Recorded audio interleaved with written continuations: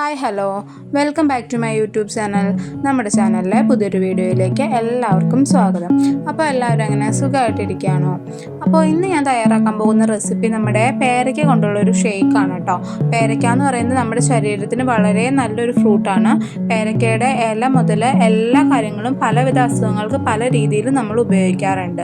അപ്പോൾ പേരയ്ക്ക ഷേക്ക് എന്ന് പറയുന്നത് എല്ലാവർക്കും ഇഷ്ടപ്പെടുകയും ചെയ്യും. ഇപ്പോൾ ഫ്രൂട്ടായിട്ടൊന്നും കഴിക്കാൻ ഇഷ്ടമില്ലാത്തവർക്കാണെങ്കിൽ ഇങ്ങനെ ഷേക്കായിട്ട് കഴിക്കുമ്പോൾ ആ ടേസ്റ്റ് എന്തായാലും ഇഷ്ടപ്പെടാതെ ഇരിക്കില്ല. മാത്രമല്ല, ഇപ്പോൾ വേനൽ ചൂട് ഇങ്ങനെ അധികരിച്ചുകൊണ്ടിരിക്കുകയാണ് ഓരോ ദിവസം ചെല്ലുന്തോറും. അപ്പോൾ നമുക്ക് ശരീരത്തിലേക്ക് വെള്ളം ധാരാളം ആവശ്യമാണ്, അല്ലെങ്കിൽ നമുക്ക് ഡീഹൈഡ്രേഷൻ സംഭവിക്കാനായിട്ടുള്ള സാധ്യത വളരെ കൂടുതലാണ്. അപ്പോൾ ജ്യൂസായിട്ടും വെള്ളമായിട്ടും ഷേക്കായിട്ടൊക്കെ നമ്മുടെ ഉള്ളിലേക്ക് ഏതെങ്കിലുമൊക്കെ വിധേന വെള്ളം മാത്രമായിട്ട് കുടിക്കാൻ ഇഷ്ടമില്ലാത്തവർക്കൊക്കെ ആണെങ്കിൽ നമ്മുടെ വീട്ടിലുള്ള പല പല ഫ്രൂട്ട്സ് കൊണ്ടൊക്കെ നമുക്ക് ഷേക്കായിട്ടും ജ്യൂസായിട്ടൊക്കെ ഉണ്ടാക്കി കഴിക്കാനായിട്ട് പറ്റുന്ന കാര്യങ്ങളാണല്ലോ. അപ്പോൾ ഇതെന്ന് പറയുന്നത് വീട്ടിൽ തന്നെ ഉണ്ടായ പേരയ്ക്ക കൊണ്ട് ചെയ്തേക്കുന്ന ഷേക്കാണ് കേട്ടോ.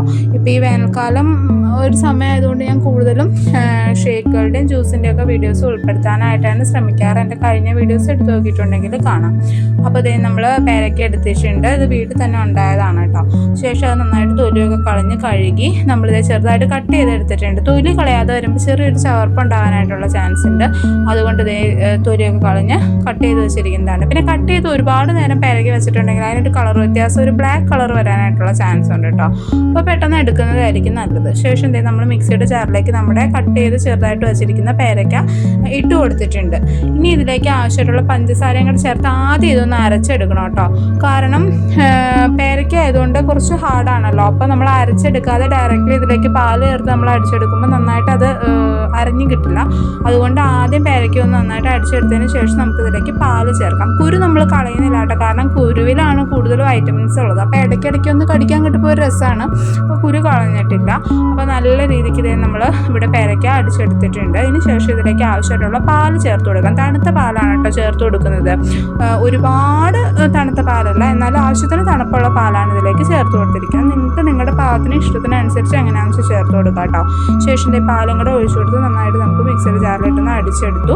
ഇനി നമ്മൾ ഇതിലേക്ക് ചേർത്ത് കൊടുക്കാൻ പോകുമ്പോൾ നമ്മുടെ ബൂസ്റ്റാണ് കേട്ടോ.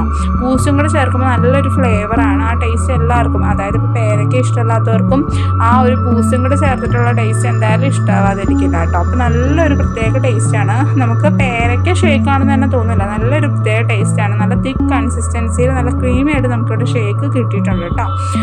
വളരെ എളുപ്പത്തിൽ തയ്യാറാക്കാം. ഇതിപ്പോൾ ബൂസ്റ്റ് ഇല്ലയെന്ന് ഓർത്തുകൊണ്ടും കുഴപ്പമൊന്നുമില്ല, ടേസ്റ്റിന് കുറവൊന്നുമില്ല. പിന്നെ ഇനിയിപ്പോൾ പേരയ്ക്കയുടെ ചിലവർക്ക് പറഞ്ഞു കേട്ടിട്ടുണ്ട് ആ ഒരു ടേസ്റ്റ് ഇഷ്ടമല്ലെന്ന്. അപ്പോൾ അങ്ങനെയൊക്കെ ഉള്ളവർക്ക് പേരയ്ക്കയാണെന്ന് തോന്നാതിരിക്കാൻ വേണ്ടിയിട്ടാണ് നമ്മൾ ബൂസ്റ്റ് ചേർക്കുന്നത്. ബൂസ്റ്റ് ഇപ്പോൾ ഇല്ലെങ്കിൽ നല്ല ടേസ്റ്റാണ്.